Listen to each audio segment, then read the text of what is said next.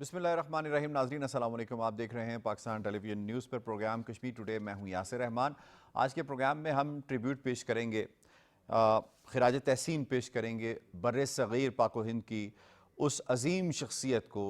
जिनका नाम मोहम्मद अली जिन्नाह, कायद आज़म मोहम्मद अली जिन्नाह, जिन्होंने दुनिया का नक्शा बदला, जिन्होंने एक कौम को एक समत दी, ऐसी कौम जिसे कर्ब किया गया था, ऐसी कौम जिसके हुकूक के हवाले से कोई बात करता नज़र नहीं आता था। आज वो पाकिस्तानी कौम खिराज तहसीन पेश कर रही है, लेकिन पाकिस्तानी कौम का एक और हिस्सा जिसको कश्मीरी कौम कहा जाता है, कश्मीरी कौम भी खिराज तहसीन पेश करने में कायद आज़म मोहम्मद अली जिन्नाह को पीछे नहीं है। कायद आज़म मोहम्मद अली जिन्नाह जो सिर्फ 1947 के बाद से कश्मीर की बात करते हुए नज़र नहीं आते थे, वो 1947 से पहले भी कश्मीर और कश्मीरियों के हुकूक के हवाले से बात करते हुए बबांगे दौल नज़र आते थे। अगर हम उनके विजिट्स और दौरों के हवाले से बात कर लें तो जहां उनका पहला दौरा ज़ाती नौइयत का था, वहीं पे उन्होंने इस दौरे को अपनी ऑब्जर्वेशन के तौर पर इस्तेमाल किया कि वहां पे कश्मीरियों की हालत ज़ार क्या है, डोगरा कश्मीरियों के साथ क्या सलूक रवा रख रहा है, मुआहिदा अमृतसर किस कदर कश्मीरियों को कर्ब करने के लिए इस्तेमाल किया गया है। इसके बाद जब उन्होंने दोबारा दौरा किया तो वो लीगल नौइयत का दौरा था उनका। उस दौरे के अंदर उन्होंने केसेस फाइट किया और वो जीते भी, और उसके बाद जो उनकी रेपुटेशन जिस तरह से बड़ी कश्मीरियों के अंदर, कश्मीरियों को भी पता चल गया कि उनको समत मुतय्यन करने वाला, उनकी बात करने वाला वो आ गया है, उसका नाम मोहम्मद अली जिन्नाह है, कायद आज़म मोहम्मद अली जिन्नाह है। उसके बाद जो उनका कलीदी दौरा जिसको अक्सर जिक्र भी किया जाता है, वो 1944 में वो दौरा किया गया, जिसमें नेशनल कॉन्फ्रेंस और मुस्लिम कॉन्फ्रेंस दोनों ने उनको मदऊ किया, और उसमें उन्होंने शेख अब्दुल्ला को ये साफ साफ बता दिया, जिसका जिक्र शेख अब्दुल्ला ने अपनी किताब आतिश चिनार में भी किया, कि तुम इन पर भरोसा नहीं कर सकते। कांग्रेस के हवाले से उन्होंने कहा कि मेरा जो इनका साथ है बहुत पुराना है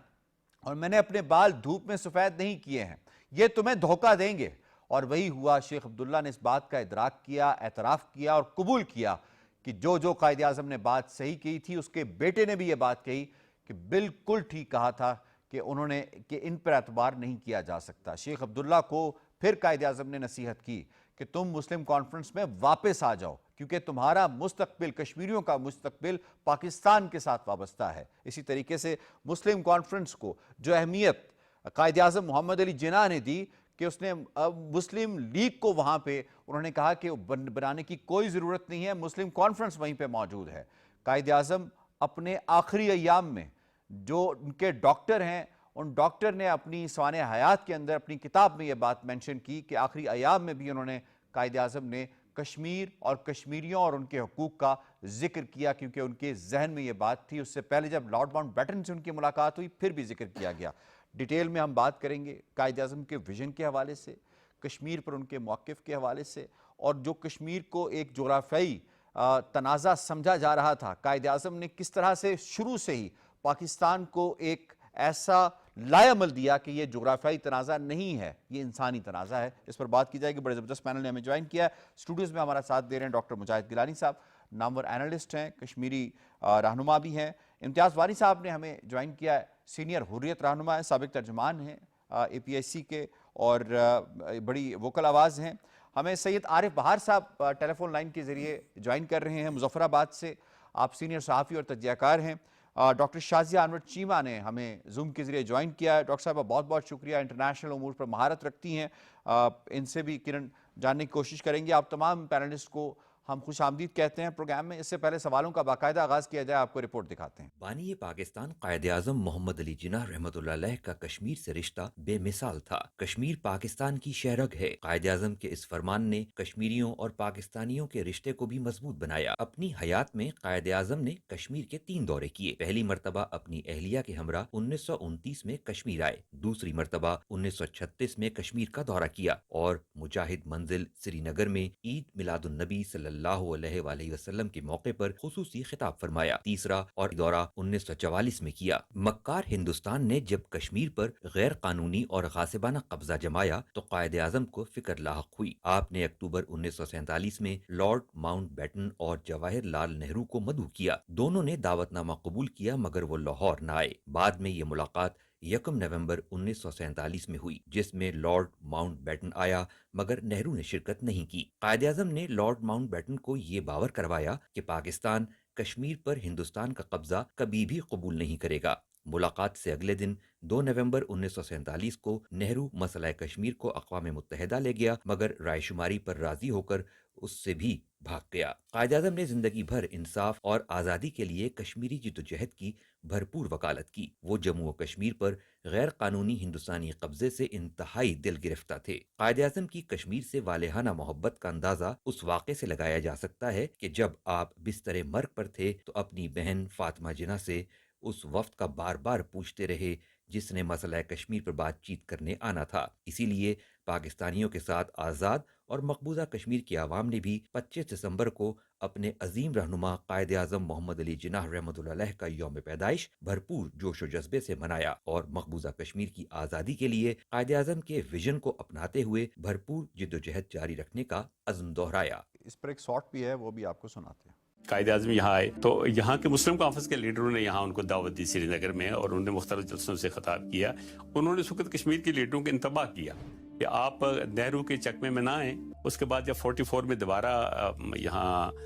قائد اعظم آئے اس وقت بھی انہوں نے اپنا رول پلے کیا۔ شارٹ آپ نے ملاحظہ کی۔ سب سے پہلے میں ڈاکٹر مجاہد گیلانی صاحب آپ کو اس میں انوالو کروں گا، فرمائیے گا دنیا کس حد تک اس کو ایک جغرافیائی مسئلہ، ایک لینڈ کا ایشو سمجھتی تھی، اور قائد اعظم کا جو رول رہا ہے مسئلہ کشمیر کو شروع سے اجاگر کرنے کے حوالے سے، چاہے وہ مہاراجہ کی غاصبیت کے خلاف آواز اٹھانا ہو اور اس کے بعد پھر پوسٹ 1947 کشمیر کو پاکستان کے حوالے سے دیکھنا اور کشمیر کو کشمیریوں کے حقوق کے حوالے سے بات کرنی ہو، کس قدر اہمیت ہے اس بات کی؟ سب سے پہلے تو یہ بہت اہم ہے کہ ہم 25 دسمبر کو جس طرح ایک بابائے حریت سمجھ لیں ہمارے لیے بھی، ہمارے لیے قائد اعظم محمد علی جناح جو کہ فادر آف دا نیشن کا ان کا رول ہے، پاکستان ہی کے لیے نہیں بلکہ پوری ریاست جموں و کشمیر کے لیے جو ابھی بھی آزادی کی تلاش میں ہے۔ یہ انتہائی اہم اور ضروری بات ہے کہ جہاں ہم اپنے ہیروز کو جو خود انڈیجنس کشمیری ہیں ان کو ہم عزت دیتے ہیں، وہاں پہ اس سے کہیں زیادہ عزت جو ہے ہم قائد اعظم محمد علی جناح کو بھی دیتے ہیں۔ تو ذائقہ یہ کہ قائد اعظم محمد علی جناح نے اپنی زندگی میں 3 سے 4 دورے کیے ہیں ریاست جموں و کشمیر کے، اور اس میں بالخصوص جو ابھی آپ کی رپورٹ میں بھی 1944 کے حوالے سے دورہ جس کا ذکر کیا گیا تھا، اس سے زیادہ اہم یہ بات ہے کہ قائد اعظم محمد علی جناح کس چیز کا سمبل تھے۔ ایون جب ابھی موجودہ مقبوضہ جموں و کشمیر کا جب انہوں نے دورہ کیا تھا تو وہاں سری نگر میں خطاب کرتے ہوئے انہوں نے یہ وہاں کے کشمیری مسلمانوں کو باضابطہ بتایا کہ آپ لوگوں کی طرف سے جو یہ ایک ہاسپٹیلٹی ہے، جو آپ مجھے اس وقت استقبال کر رہے ہیں، جو ویلکم دے رہے ہیں، یہ صرف ایک شخص کا نہیں ہے بلکہ یہ پورے مسلمانان ہند کا استقبال کر رہے ہیں۔ اور استقبال کا ذرا بتائیے گا بھی کس طرح سے ان کی گاڑی تک کو اٹھا لیا گیا تھا کندھوں پہ؟ جی بالکل، آپ اندازہ لگا لیجئے کہ اگر ہم بات کرتے ہیں خود صرف سری نگر، اگر ہم بات کریں جامع مسجد کے حوالے سے تو ہزاروں کے قریب جو لوگ ہیں وہ وہاں پہ موجود تھے۔ تعداد اتنی زیادہ بتائی جا رہی ہے اور ان کو دیکھنے کا اشتیاق اتنا تھا کہ کہا جاتا ہے کہ بہت سارے لوگ ان کو دیکھنے کے اشتیاق میں زخمی بھی ہو گئے تھے۔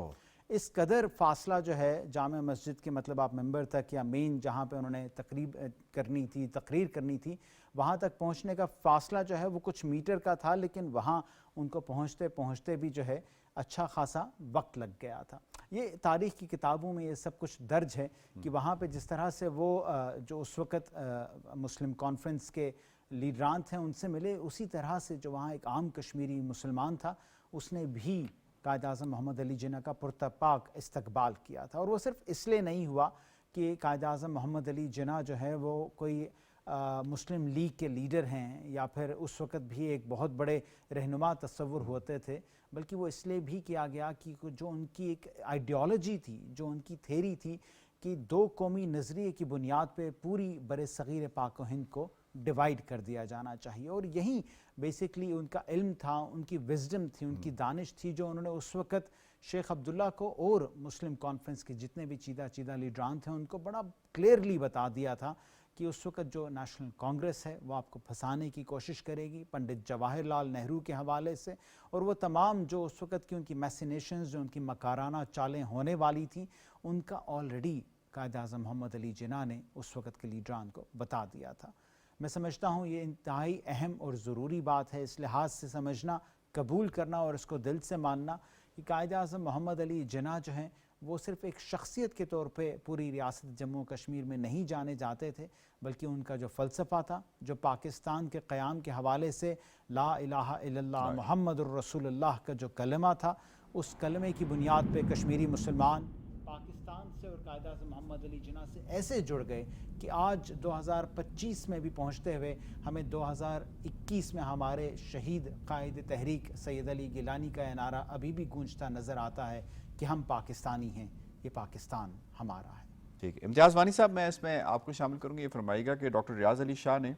اپنی ڈائری میں لکھا کہ زیارت میں اپنی آخری الفاظ میں ایام کے اندر جو ان کے آخری الفاظ تھے وہ یہ تھے کہ کشمیر پاکستان کی شاہرگ ہے اور کوئی قوم یا ملک اپنی شاہرگ کو دشمن کی تلوار کے نیچے کیسے برداشت کر سکتا ہے. اور انہوں نے آخری جو ان کے الفاظ تھے, جو بی بی سی نے بھی رپورٹ کیا ہے, کشمیریوں کو ان کا حق دو,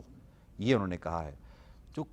کشمیر پاکستان کی شاہرگ ہے, کشمیری اس کو کس طرح سے لیتے ہیں جو قائد اعظم نے کہا؟ جس طرح 25 دسمبر پوری دنیا میں اور مقبوضہ کشمیر میں بھی قائد اعظم کا جو دن منایا جاتا ہے, وہاں پر بھی جو ہے اس کو سیلیبریٹ کیا جاتا ہے اور ان کی جو ہے وہاں پر برتھ ڈے کیک کاٹا جاتا ہے ان کی پیدائش پہ جو ان کی ہوئی ہے 25 دسمبر کو. تو اسی طرح مقبوضہ کشمیر کے عوام, جس طرح قائد اعظم نے فرمایا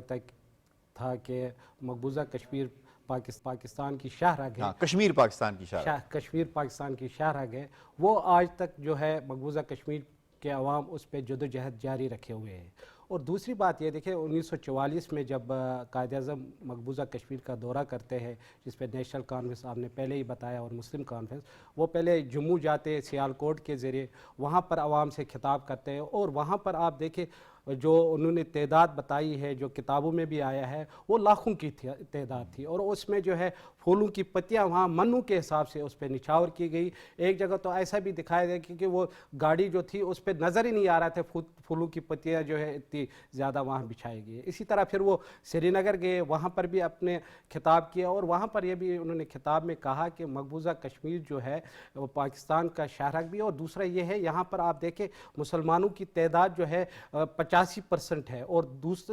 85% ہے, اور یہاں پر آپ کے اقلیت 15% ہے, مگر ان کے ساتھ آپ نے ناروا سلوک نہیں رکھنا ہے. اپنے خطابات میں بھی یہ بھی کہتے ہیں قائد اعظم کہ آپ لوگ جس طرح نیشنل کانفرنس نے اس وقت جو ہے اپنی پلٹی کھائی, اور دوسرا پھر قائد اعظم نے یہ کہا کہ مسلم کانفرنس یہاں ہم مسلم لیگ نہیں بناتے ہیں, ہماری دوسری جو جماعت ہے یہاں پر جو ہے مسلم کانفرنس ہے وہ اپنا جدوجہد جاری رکھے. اور دوسری بات انہوں نے اس وقت جو ہے KH خورشید صاحب کو جو ہے اپنا جنرل سیکرٹری بھی ادھر مسلم کانفرنس کا بنوایا. اور دوسری یہ ہے کہ مولانا محمد یوسف شاہ صاحب بھی تھا وہاں موجود تھے, اور چودھری غلام عباس صاحب بھی. اور اس وقت جو اسے جلسے بھی خطاب کیا تھا اس وقت کہتے ہیں کہ لاکھوں تعداد میں تھے, جس طرح مجاہد گیلانی صاحب نے کہا تھا کہ کافی لوگ زخمی بھی ہو گئے کیونکہ اتنی جگہ نہیں تھی وہاں پر جتنے لوگ آئے تھے وہاں پر. تو اس طرح جو ہے قائد اعظم سے جو مقبوضہ کشمیر کے عوام کی ہے وہ محبت آج بھی جاری ہے. اور اسی طرح جس طرح کہتے ہیں سید علی شاہ گیلانی جب آپ جو اپنے بستر مرگ تھے تو اس سے جب کہہ رہا تھا تو وہ پاکستان کا نام بار بار لے رہا تھا, لا الہ الا اللہ محمد رسول اللہ کا بھی, اور یہ بھی کہہ رہا ہے کہ کشمیر جو ہے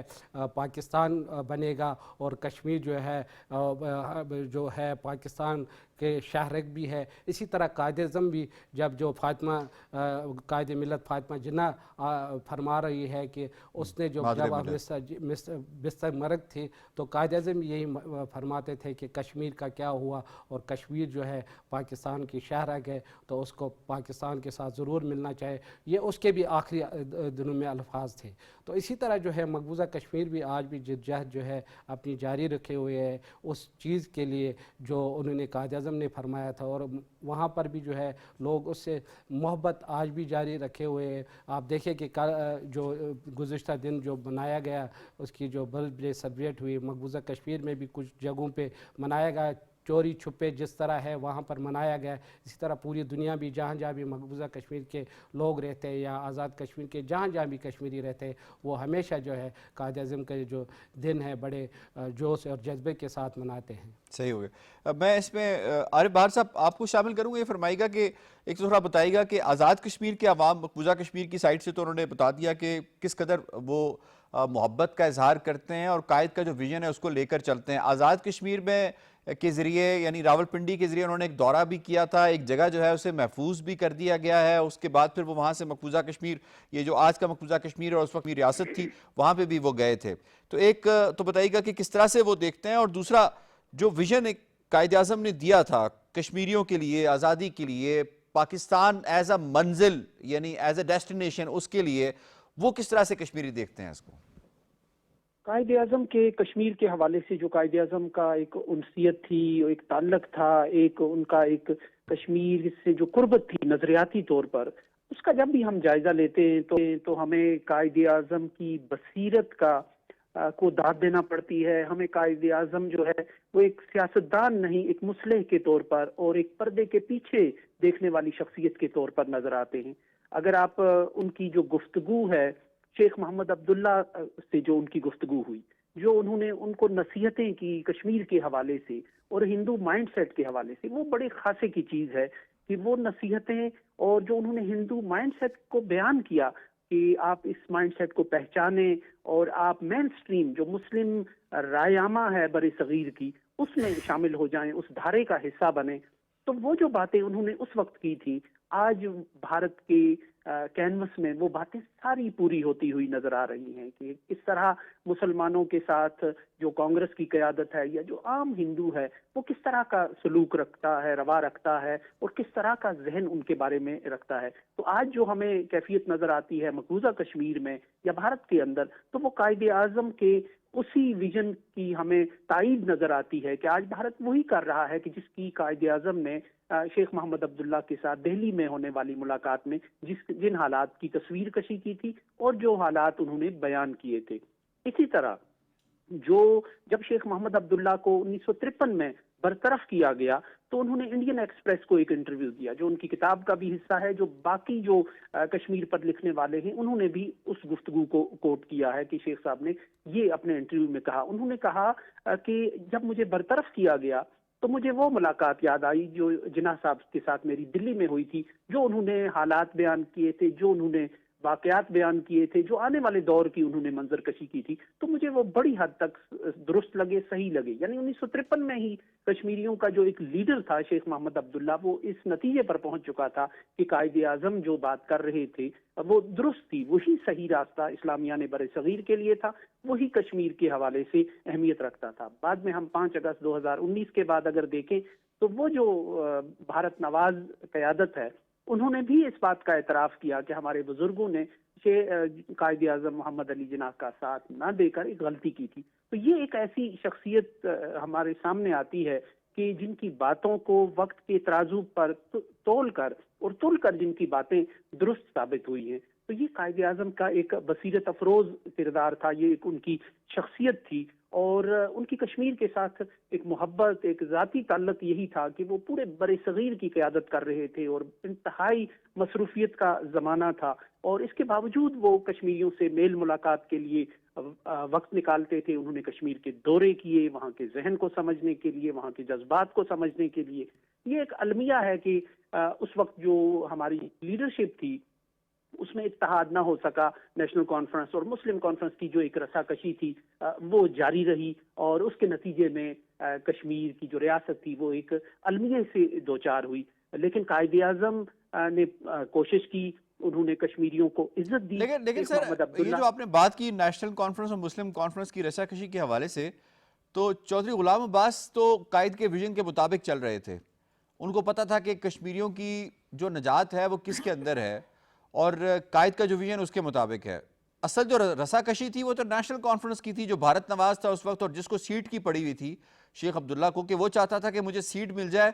और कश्मीरियों का मुस्तकबिल जो है वो बेशक दाव पे लग जाए। ऐसे ही हुआ? जी बिल्कुल ऐसे ही है कि वही जो कहते हैं कि लम्हों ने खता की थी, सदियों ने सजा पाई। तो एक लम्हे की खता थी एक लीडरशिप का, एक सोल क़यादत बनने का कोई ख़बत था, या कांग्रेस की लीडरशिप ने किसी भी रिश्ते से, किसी भी हवाले से और मुस्तकबिल के कुछ सुहाने सपने दिखाकर एक लीडरशिप को अपने शीशे में उतारा था। लेकिन इसके बावजूद वो लीडरशिप आज खुद तो पॉपुलर थी, लेकिन इस्लामियान कश्मीर के जज्बात की वो नुमाइंदगी और तर्जमानी नहीं करते थे। कश्मीरियों के जज्बात और एहसासात उनके जो है वो मुस्लिम लीग की सियासत के साथ थे, वो पाकिस्तान के साथ थे, वो उस धारे के साथ थे कि जो इस्लामियान अच्छा, सईद आरिफ बहार साहब ये भी फरमाइएगा कि कश्मीरियों की जो मोहब्बत है कायद आज़म के साथ, आज़ाद कश्मीर में एक जगह है जिसको महफूज किया गया है, कायद ने वहाँ पे कुछ देर क़याम किया था, थोड़ा उस हवाले से बताइएगा कि आज़ाद कश्मीर के जो लोग हैं या ओवरऑल मकबूजा कश्मीर किस कदर मोहब्बत करते हैं, उनसियत है उन्हें कायद के साथ? जी बिल्कुल, वो एक तारीखी सफ़र था कि जो यहाँ से हुआ और मुजफ्फराबाद में उनका क़याम रहा, छतर क्लास के मुकाम पर उन्होंने क़याम किया और मुजफ्फराबाद में एक जलसा आम से उन्होंने यहाँ भी अच्छा। अपना वक्त दिया और यहाँ एक जलसा आम से खिताब किया। यहाँ के शहरियों ने उनके एजाज़ में एक इस्तकबालिया दिया और दिलचस्प बात यह कि वो सिर्फ मुस्लिम कॉन्फ्रेंस के लोग उसमें नहीं थे, बल्कि नेशनल कॉन्फ्रेंस की क़यादत भी उस जलसे में शामिल थी कायद आज़म के इस्तकबाल के लिए, क्योंकि आम जो कश्मीरी का सेंटिमेंट था वो उसी पर ट्यून था। जो कायद आज़म जो बात करते थे, जो मुस्लिम लीग जो बात करती थी और जो पाकिस्तान के क़याम के हवाले से बात हो रही थी, तो उस जलसे में उन्होंने भी शिरकत की और कायद आज़म का, बल्कि सिपासनामा पढ़ने वाली जो शख्सियत थी उनका ताल्लुक नेशनल कॉन्फ्रेंस के साथ था। तो आम कश्मीरी के जो जज्बात हैं वो कायद आज़म के साथ मोहब्बत के थे, अकीदत के थे, क्योंकि कायद आज़म एक टॉवरिंग पर्सनैलिटी थी और उभर कर सामने आए थे। इस्लामिया ने बरे सगीर की जो कश्ती है उसको वो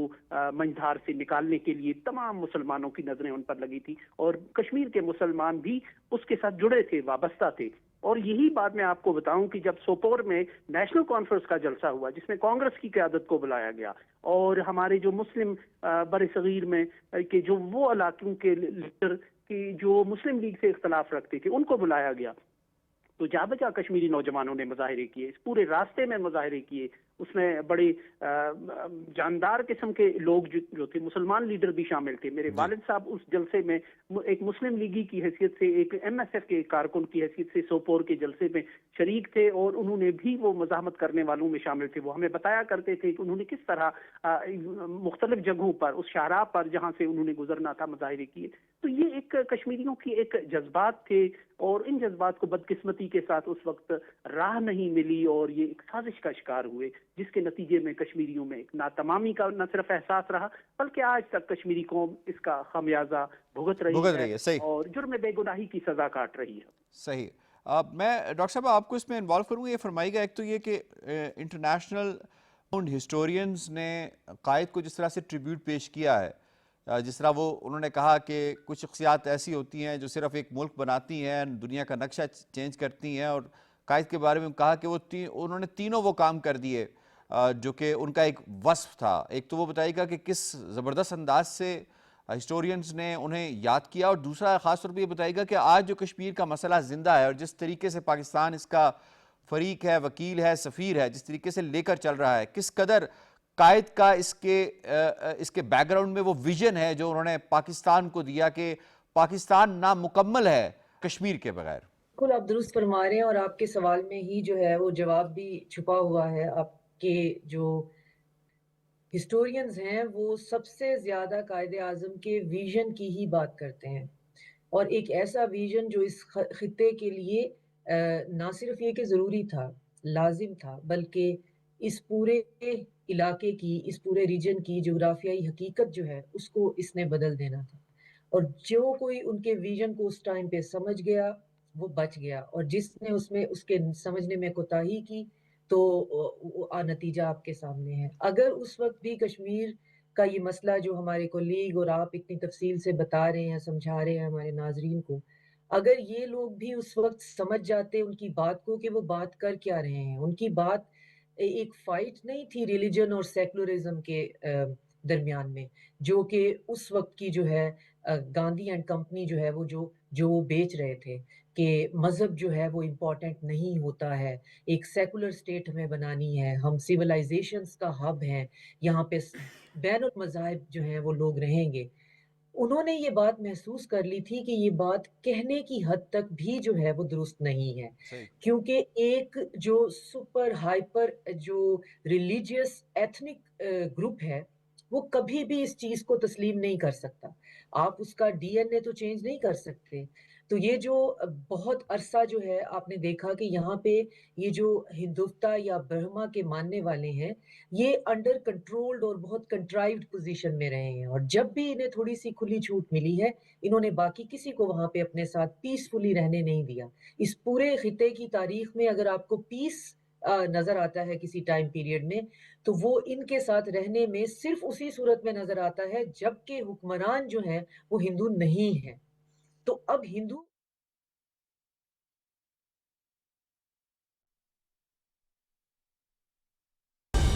درست ہر وقت بر وقت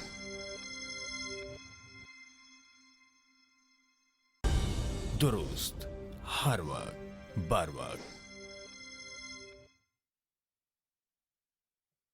اور بات ہے اس جو پوری آئیڈیالوجی اور فلسفی ہے اس کو نلیفائی کرنا جو ہے وہ اب ان کے بس میں نہیں ہے. جی یہ آج جو بات ہم پریکٹیکلی دیکھ کر اس کی مینیفیسٹیشن دیکھ کر اس کی ٹیکسٹ بک ایگزامپلز دیکھ کر آج جب ہم محسوس کر رہے ہیں انہوں نے تب محسوس کر لی تھی جبکہ لوگ تقریروں کی حد تک باتوں کی حد تک ریٹورک کی حد تک یہی کہہ رہے تھے کہ نہ تو اس ڈویژن کی کوئی ضرورت ہے، ہمیں صرف انگریزوں سے آزادی چاہیے. تو قائد اعظم یہ سمجھ گئے تھے کہ انگریزوں سے آزادی کا مطلب ہے کہ میجورٹی میں ان کے ساتھ رہنا، جو کہ لاجیکلی پاسبل نہیں ہوگا، بائی ڈیفالٹ پاسبل نہیں ہوگا. کیوں نہیں ہوگا؟ کیونکہ ان کی فلسفی جو ہے وہ گنجائش نہیں دیتی ہے کسی اور کو، جو اتنی گنجائش نہیں دیتی ہے کہ ان کے اپنے مذہب کے اندر جو ہے جو ذات پات کا سسٹم ہے اس میں سے جو شیڈولڈ ہے وہ نہیں رہ سکتے. تو دوسرے مذاہب کے لوگوں کو یہ کیسے کہہ رہے ہیں آج کہ ہم ایک سیکولر اسٹیٹ بنائیں گے؟ اور اس ویژن کو اگر آج آپ دیکھیں تو کرسمس کا وہ چل رہا ہے تو ابھی بھی سوشل میڈیا بھرا ہوا ہے ان وائرل ویڈیو سے ریسنٹ بالکل کہ کرسمس نہیں وہاں پہ عیسائیوں کو منائی جا رہی. سکھوں کے ساتھ آپ دیکھ لیں کہ ان کے ساتھ کیا ہو رہا ہے، مسلمانوں کے ساتھ تو خیر وہ دیرینہ دشمنی اور وہ سارا کچھ بغض موجود ہی ہے. تو یہ کچھ لوگ ہی ہوتے ہیں، کچھ لیڈرشپ ایسی ہوتی ہیں جو کہ اتنے سالوں بعد کا ویژن جو ہے نہ صرف دیکھ لیتی ہیں بلکہ لوگوں کو کنونس بھی کر لیتی ہیں. اور پھر اس میں ہماری بدقسمتی یہ ہے کہ اس وقت کشمیر میں کچھ لوگ جو ہیں وہ کنونس نہیں ہوئے، ان کی کوتاہ نظری نے اس ویژن کو نہیں محسوس ہونے دیا، اور جس کی سزا جو ہے وہ نہ صرف کشمیری بھگت رہے ہیں بلکہ یہ پورا خطہ بھی بھگت رہا ہے. کیونکہ کشمیر ہماری اگر شہ رگ ہے تو اگر وہاں پیس نہیں ہوگا تو پورا ریجن سٹیبل نہیں ہوگا، صحیح پورا ریجن سٹیبل نہیں ہوگا اگر وہ ویسے سٹیبل ہی نہیں ہے تو اکنامک سٹیبلٹی کہاں سے آئے گی؟ تو ہم اس کشمیر کے اس کوتاہ نظری کے نتیجے میں اپنے پڑوس میں ایک دشمن پال کے بیٹھ گئے ہوئے ہیں جو کہ ہمارے وسائل، ہماری انرجیز کاسٹ اور کائنڈ دونوں میں کنزیوم کرتا ہے. اگر یہ کشمیر کا مسئلہ حل ہو جاتا تو ہو سکتا ہے کہ ہم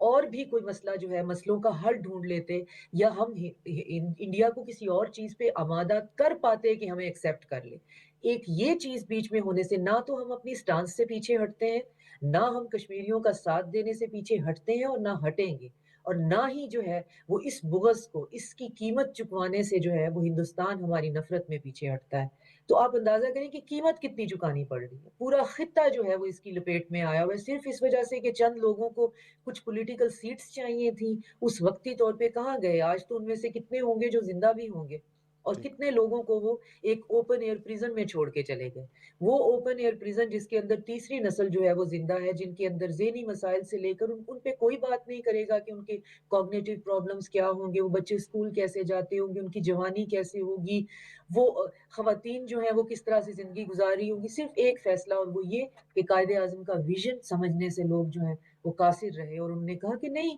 بات ہو رہی ہے سیکولر اس کے ساتھ رہنے کی تو آنے والا وقت تو سیکولرزم کا ہے. ہم نے تو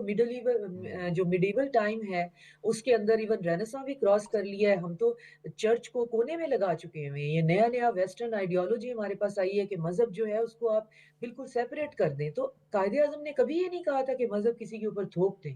ان کا پوائنٹ یہ تھا کہ ہندوازم ایک ایسا مذہب ہے جو کو ایگزسٹنس کی فلسفی پہ بلیو نہیں کر سکتا بائی ڈیفالٹ. اس کے علاوہ آپ کو یہاں پہ ہمارے پاس بھی تو ٹھیک کوئی ایسا وہ تو نہیں ہے کہ ہم یہ کہیں کہ جی یہاں پہ کوئی کسی غیر مسلم کے لیے رہنا مشکل ہے یا کوئی رہ نہیں سکتا ہے، ایسی کوئی صحیح بات نہیں تھی، صرف جی ٹھیک، ایک آپ کا fundamental پوائنٹ آ گیا ڈاکٹر صاحبہ. ڈاکٹر مجاہد صاحب میں اس میں آپ کو شامل کروں گا. یہ فرمائیے گا کہ آج کنٹمپریری ایرا کے اندر ہم آ جاتے ہیں. قائد نے ایک ویژن دیا، قائد نے بتا دیا کشمیر پاکستان کی شاہراہ ہے، اس کے اوپر کوئی سمجھوتا نہیں ہوگا. آج جو آپ دیکھتے ہیں کہ مقبوضہ کشمیر کا جو معاملہ انٹرنیشنلائز ہوا ہے اور پاکستان کسی بھی فورم کو چھوڑتا نہیں ہے جہاں پہ کشمیر کی بات نہ ہو. پاکستانی لیڈرشپ چاہے وہ پولیٹیکل ہو یا ملٹری ہو، جہاں کہیں ان کی ملاقاتیں دنیا کے پاور سینٹرز کے ساتھ یا پاورفل شخصیات کے ساتھ ہوتی ہیں، وہ مقبوضہ کشمیر کا ذکر لازمی کرتے ہیں کہ اس مسئلے کو حل ہونا چاہیے. نیوکلیئر فلیش پوائنٹ بن چکا ہے. کس قدر آپ سمجھتے ہیں کہ پاکستان نے اپ ہولڈ کیا ہے اس ویژن کو جو کہ قائد نے دیا تھا پاکستان کو کشمیر کے حوالے سے؟ دیکھیے، قائد اعظم محمد علی جناح کی پوری زندگی، شخصیت، فرمودات، جو کچھ بھی انہوں نے کہا ہے آج تک، ایک لحاظ سے میں سمجھتا ہوں پاکستان کی ایک فاؤنڈیشن پالیسی وہیں رہی ہے. اور مقبوضہ جموں و کشمیر کی اگر آپ بالخصوص بات کریں اور بالعموم ریاست جموں و کشمیر کی بات کی جائے تو قائد اعظم محمد علی جناح نے جس طرح سے کشمیر کا ویژن دیا تھا، جس طرح سے وہ یہ جانتے تھے کہ کشمیر پاکستان کی شہرگ ہے، اور صرف اس لحاظ سے نہیں کہ ہم ایک دینی مذہبی لحاظ سے بات کرتے ہیں، ہم ایک نظریے کے لحاظ سے بات کرتے ہیں، ہم ایک کعبہ ایک قرآن کی بات کرتے ہیں. اس کے علاوہ جب آپ جغرافیکل کنٹیجنسی دیکھتے ہیں، یعنی کہ نہ صرف زمینی سرحدیں ملتی ہیں بلکہ دریاؤں کا پانی جو ہے وہ پاکستان کا جو پنجاب ہے اور نیچے جتنے علاقے ہیں ان کو سیراب کرتا چلا جاتا ہے. یہ ایک ایسی حقیقت ہے کہ پاکستان اور کشمیر جو ہیں وہ ایک ہی ہیں، ایک دوسرے سے الگ ہو ہی نہیں سکتے. تو موجودہ پالیسی جب ہم دیکھتے ہیں تو زیادہ دور نہیں جاتے، آپ 2025 میں مئی ہی کی بات کر لیں تو بنیان مرصوص کے حوالے سے جب ایک اقوام عالم بول پڑتی ہے، جب آپ کے پاس دنیا کے ایک سپر پاور کا ایک لحاظ سے ایک ٹویٹ آ جاتا ہے تو اس ٹویٹ کے اندر بھی کشمیر کا ذکر جو ہے ہمیں نظر آتا ہے، ملتا ہے. اور وہ کشمیر کا ذکر تبھی مل سکتا ہے جب آپ اقوام عالم کے ڈیسک کے اوپر بار بار کشمیر کی بات کر رہے ہوں. صرف یہی نہیں بلکہ جس طرح سے ہمارا فارن آفس ہے ہر سال اقوام متحدہ کے اندر کشمیر کوشچن کو زندہ رکھے ہوئے ہمیں نظر آتا ہے کہ وہ فرسٹ سیکرٹری ہوں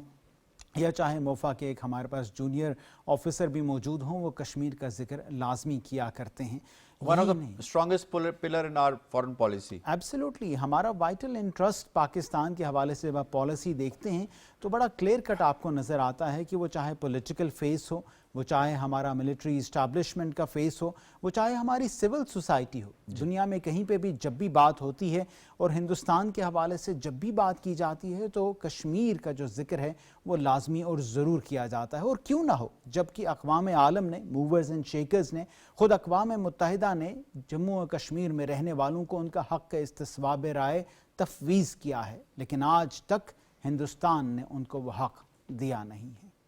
امتیاز وانی صاحب، آج کا جو مقبوضہ کشمیر کا قضیہ ہے اس کو اگر مقبوضہ کشمیر کی وادی میں جموں کے اندر یا ہم as a matter of fact بات کر لیں لداخ کے حوالے سے، تو کس قدر آپ سمجھتے ہیں کہ کشمیری اس چیز کو سمجھ چکے ہیں بابانگ دول کہ ان کے پاس ایک ہی راستہ ہے کہ منزل ہے، اس کے علاوہ کوئی اور منزل اور راستہ نہیں ہے، وہی ہے جو قائد اعظم نے ان کو دیا تھا. انہوں نے بتایا تھا کہ آپ ان پر بھروسہ نہیں کر سکتے، کانگریس پہ بھروسہ نہیں کر سکتے، یا as a matter of fact RSS BJP ان پہ بھروسہ نہیں کیا جا سکتا اپنی زندگیاں گزارنے کے لیے اپنے مذہب اور اپنی روایات کے مطابق. دیکھیں، یہ جو مقبوضہ کشمیر کے عوام ہو، لداخ ہو، جموں ہے، یہی سمجھتے ہیں جو قائد اعظم نے ایک ویژن دیا تھا کہ جو پاکستان کی جو شہرگ ہے کشمیر ہے، تو اسی کے مطابق کشمیری نے بھی جدوجہد اپنی جاری رکھی. دوسری بات دیکھیں، آزادی ایک نعمت ہے، وہ ان سے پوچھے جو پاکستان میں رہنے والے لوگ ہیں کتنے آزادی کے ساتھ رکھے، اور جو غلام ہوتے ہیں جس طرح مقبوضہ کشمیر کے عوام اس وقت غلام ہے تو ان سے پوچھے کہ غلامی کیا ہوتی ہے، وہاں پر کیا ہو رہا ہے. اور آج کل آپ دیکھیں جو بھارت میں جو مسلمان رہتے ہیں، لیکن مقبوضہ کشمیر کے عوام نے کبھی اس غلامی کو قبول تو نہیں کیا، ہمیشہ وہ اپنی جانیں دے کر بتاتے ہیں کہ ہم غلام نہیں ہیں. جی تو وہ اپنی شہادتیں 1 لاکھ سے زیادہ فوج ڈالی بھی ہے. جی 1 لاکھ سے زیادہ شہادتیں ہوئے یہی آزادی کے لیے ہوئی ہے. اور دوسرے دیکھیں نا وہ آپ دیکھیں ہندوستان میں اس طرح جو مسلمان رہ رہے ہیں ان کے ساتھ کیا ظلم کر رہا ہے بھارت, جو بھارت کی ہندوتوا جماعت ہے بی جے پی اور وہاں کے RSS کے گنڈے, وہ بھی اب مجبور ہوئے ہیں. جو قائد اعظم کا ویژن تھا دو نظریے کے لیے, اسلامی ویژن جو تھا اس نے جو کیا تھا وہ ایک آزادی کے لیے تھے, اسی کے لیے بھارت کے مسلمان بھی آج کہتے تھے انہوں نے جو کیا اچھا کیا, اور ہم بھی اگر اس وقت وہ آواز بن جاتے اس کی تو وہ مسلمان, وہ ریاستیں جو مسلمان کی اکثریت تھی وہ بھی اس وقت جو ہے پاکستان کے ساتھ مل جاتی. تو وہ یہ سمجھتے ہیں کہ آج بھی مسلمان جو ہے وہ بھارت میں رہتے ہو یا مقبوضہ کشمیر میں جو ابھی بھی جدوجہد رکھے ہوئے ہیں, لداخ کے لوگ ہو, وہ لداخ میں جس طرح آپ دیکھیں نا کہ وہاں پر بھی جو مسلمانوں کے ساتھ جو ہو رہا ہے وہ بھی آج بھی کہہ رہے ہیں کہ ہمیں وہ حقوق دیے جائے. وہ جس طرح جو آزادی کی بات کرتے ہیں, جس طرح آپ نے پچھلے دنوں بھی دے وہاں پر جو حالات ہوئے اس طرح بھارت کو بھی مجبوراً کہنا پڑا. اسی طرح مقبوضہ کشمیر میں بھی جس طرح کے حالات ہے, جس طرح وہاں پر لوگ جو ہے جو بھارت اس وقت بھی جو ظلم کی انتہا کر رہا ہے, وہاں پر آئے روز آپ دیکھیں کہ گرفتاریاں ہو رہی ہے, لوگوں کے گھروں پہ چھاپے مارے جا رہے ہیں. وہاں کے جن کے کل جماعتی حریت کانفرنس کی قیادت اس وقت نظر بند رکھی ہوئی ہے تہاڑ جیل میں. اسی طرح جو ہے مختلف نوجوانوں کو مختلف جیلوں میں نظر بند رکھا ہوا ہے. ہمارے پچھلے دنوں آپ نے دیکھا سوشل میڈیا پہ وائرل ہوئی ویڈیو, ایک ماں جو ہے وہ بانڈی پورہ سے چل پڑی اپنے بیٹے کے لیے کوٹ بدوال جیل کے میں. یہ اسی طرح کا ظلم جو بھارت ابھی بھی جاری رکھے ہے, مگر مقبوضہ کشمیر کے عوام نے اپنی جو جدوجہد جس کا قائد اعظم کا ایک خواب بھی تھا اس کو جو ہے اپنے اس خواب قائد اعظم کے خواب کو اس کو پیچھے نہیں چھوڑا, اس خواب کو پائے تکمیل تک پہنچانے کے لیے کہ مقبوضہ کشمیر کے عوام اپنی جدوجہد جو ہے وہ جاری رکھے ہوئے ہیں. جی عارف بہار صاحب,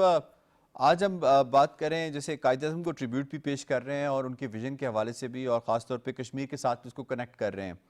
تو یہ فرمائیے گا کہ آزاد کشمیر کے حوالے سے اگر ہم بات کر لیں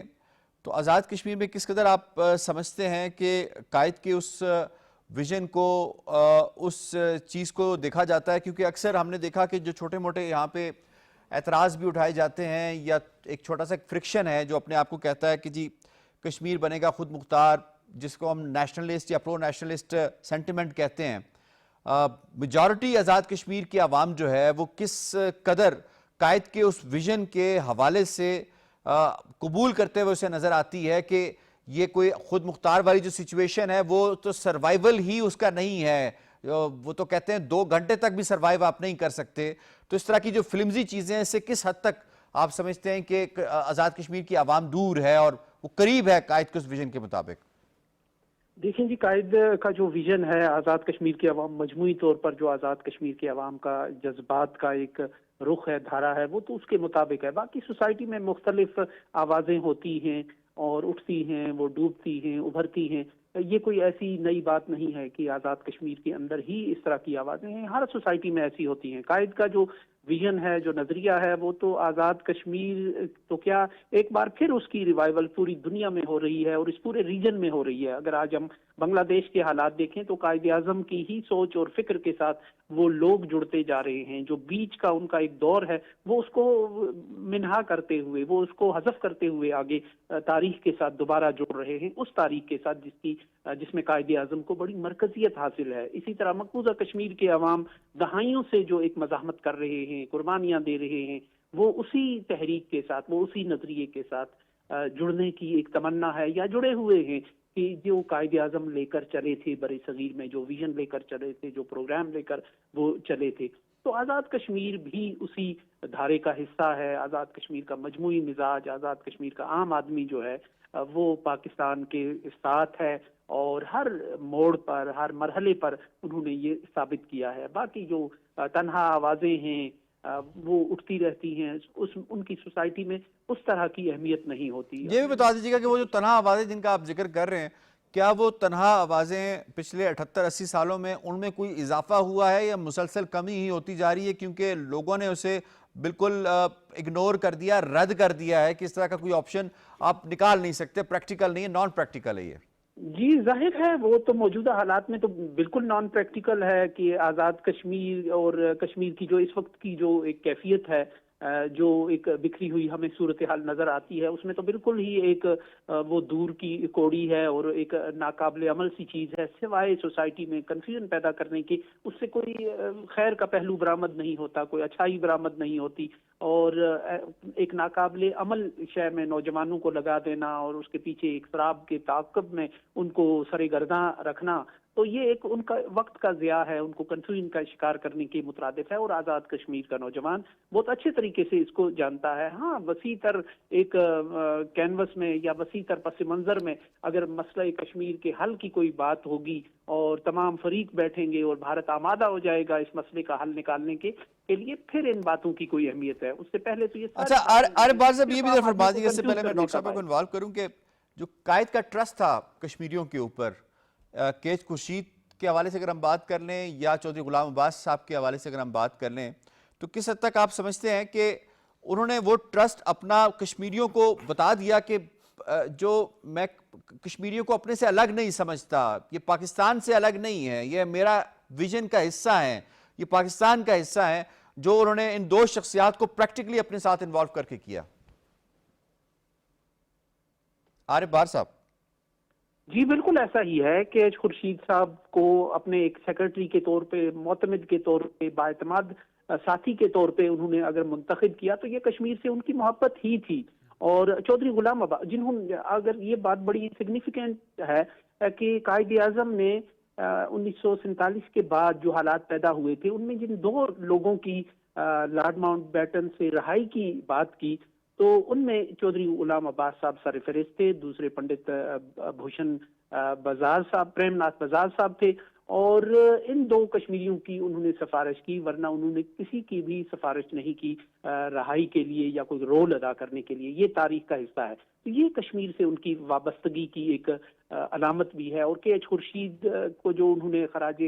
تحسین پیش کیا یہ کہہ کے کہ قائد پاکستان جو ہے میں نے میرے ٹائپ رائٹر اور میرے سیکرٹری نے بنایا ہے، تو یہ ایک بہت بڑا اعزاز ہے کشمیریوں کے لیے کہ ان کی سرزمین سے اٹھا ہوا ایک شخص، ان کی سرزمین سے تعلق رکھنے والا ایک شخص جو ہے وہ قائد اعظم کے اتنے قریب ہوا، ان کا ایک معتمد اور بااعتماد ساتھی ہوا۔ اسی طرح جب چودھری غلام عباس صاحب رہا ہو کے وہاں آئے تو قائد اعظم کے بارے میں یہ لکھا ہے مورخین نے کہ وہ کسی کے لیے غیر معمولی قسم کے اتفاق کا مظاہرہ نہیں کرتے تھے، لیکن چودھری غلام عباس وہ واحد شخصیت تھے کہ جن کا باہر آ کر انہوں نے اپنے چیمبر سے باہر آ کر جن کا استقبال کیا اور جن کو ریسیو کیا، تو یہ قائد اعظم کے دل میں اس ریاست کے لوگوں کے لیے محبت، احترام اور ان کی وابستگی کو ظاہر کرتا ہے، جو غیر معمولی ہے، ہمیں نظر آتا ہے اس سارے۔ جی ڈاکٹر صاحب، جس طرح آپ نے ڈیٹیل میں ڈسکشن کی، ماضی کو بھی ڈسکس کیا اور اس کے ساتھ ساتھ ہم نے کنٹمپریری ایرا کو بھی ڈسکس کیا، اس وقت کیا چل رہا ہے، اور یہ فرمائی گا کہ دونوں ایراز کو ڈسکس کرنے کے بعد جو چیز ہمیں سامنے نظر آئی ہے وہ یہ آتی ہے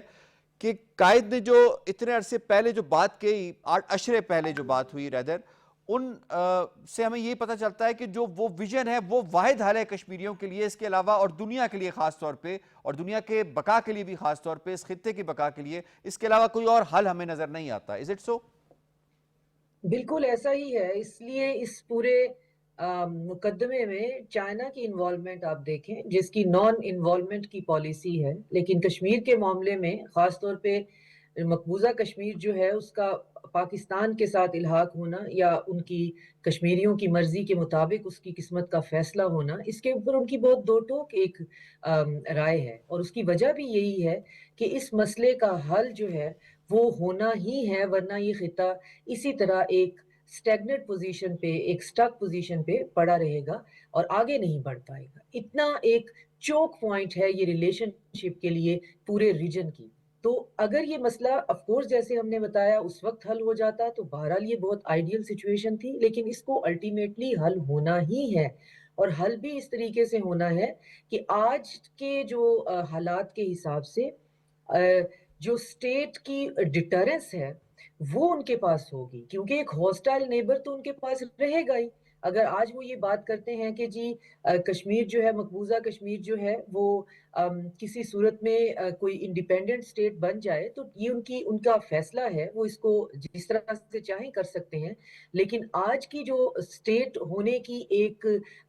جو پیرامیٹرز ہیں وہ بہت ڈیفرنٹ ہو گئے ہیں پہلے لیکن کے اس وقت فیصلے سے. کا جواب وہ کشمیری اپنی جان دے کر اور اپنی وصیت میں یہ کہہ کر جاتا ہے، وہ جواب دے کر جاتا ہے کہ میرا جسد خاکی پاکستان کے جھنڈے میں دفنا کر آپ نے مجھے دفنانا ہے. تو یہ بہت بڑا جواب ہے ان آوازوں کے لیے جو انڈیپینڈنس اور انڈیپینڈنٹ ہونے کا یا الگ ہونے کا نعرہ کرتے ہیں اور کہتے ہیں کہ جی کہ اس کی خود مختار حیثیت ہے. میرا خیال ہے وہ 1 لاکھ شہیدوں نے جواب دے دیا ہوا ہے اس کا. آپ کا پوائنٹ آ گیا ڈاکٹر صاحبہ. آئی ہیو ٹو وائنڈ اپ. مجھے شکریہ ادا کرنا ہے اپنے تمام معزز مہمانوں کا. آج کے پروگرام سے اتنا ہی. یاسر رحمان کو دیجیے اجازت. اللہ نے کے بعد.